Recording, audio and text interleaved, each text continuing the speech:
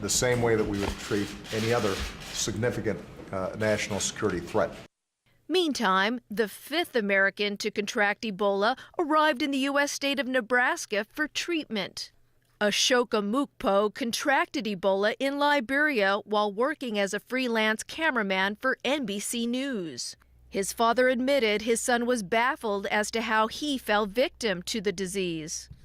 Clinic, he was filming inside the clinic and around the clinic, so he had a lot of opportunity to be exposed.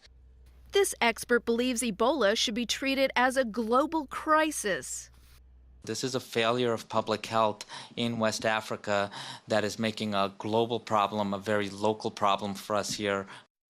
As for the Liberian man who brought Ebola into the U.S., doctors treating him in Texas say he's still critically ill, but is now receiving an experimental drug.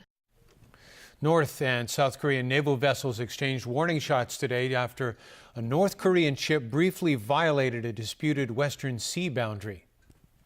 A South Korean defense official says one of their ships fired warning shots after a North Korean patrol boat crossed the northern limit line.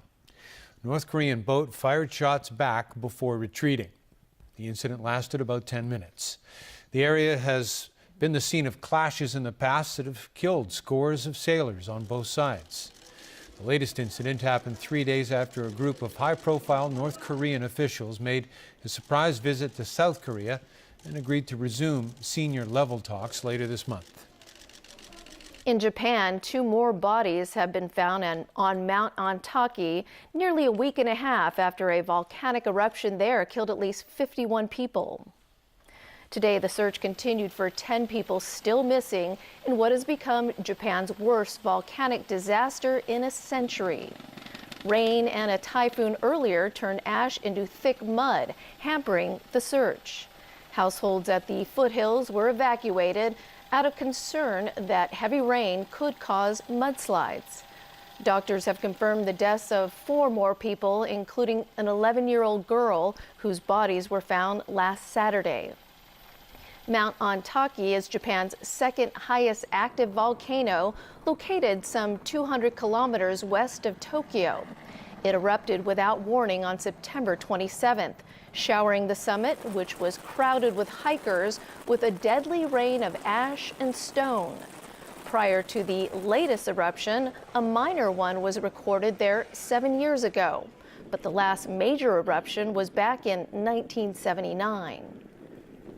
Islamic State fighters have pushed into the embattled Syrian town of Kobani, touching off heavy street battles with Kurdish defenders there. The assaults are stoking fears the strategic town on the border with Turkey could soon fall to the militants. James Aiken reports. Hours after the militants raised 2 of their Islamic State's black flags on the outskirts of Kobani, the militants punctured the Kurdish front lines and advanced into the town itself. A local source says the militants now control 3 neighborhoods. Kobani and surrounding areas have been under attack since mid-September. The assault has forced an estimated 180,000 Syrians to flee and has strained Kurdish forces who have struggled to push back the militants despite being aided by U.S.-led coalition airstrikes. NATO's new Secretary General says the alliance will defend allied Turkey if the fighting in Syria spills across its borders. The main responsibility for NATO is to protect all allied countries.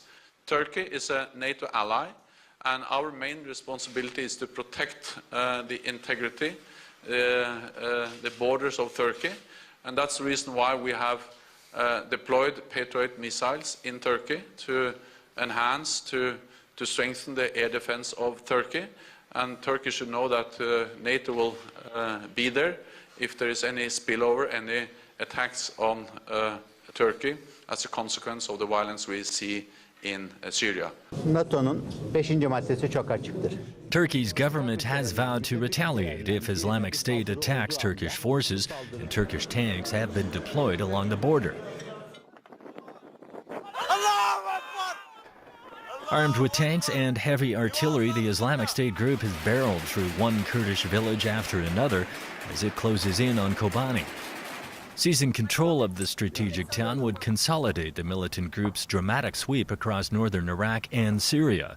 It would also crush a lingering pocket of resistance, giving the group full control of a large stretch of the Turkish-Syrian border. James Aiken, TVB News. Kenya's president has told the nation he is temporarily stepping down from his post while attending a hearing at the International Criminal Court this week. The ICC in The Hague has charged Uhuru Kenyatta with crimes against humanity over allegations he orchestrated ethnic violence after Kenya's contested 2007 presidential election. More than 1,000 people were killed. The court ordered Kenyatta to attend a status hearing on Wednesday, denying his request that he participate by video. In an address before Parliament yesterday, Kenyatta said he would invoke a never-before-used article of the Constitution that will see Deputy President William Ruto temporarily become president. The move allows Kenyatta to attend the hearing as a private citizen. All right, Chris, what do you have for us in sports today? Got some baseball, right? It's that time of the year. The Washington Nationals staying alive in their series with the San Francisco Giants. Washington capitalized on a throwing error to take Game 3 4-1.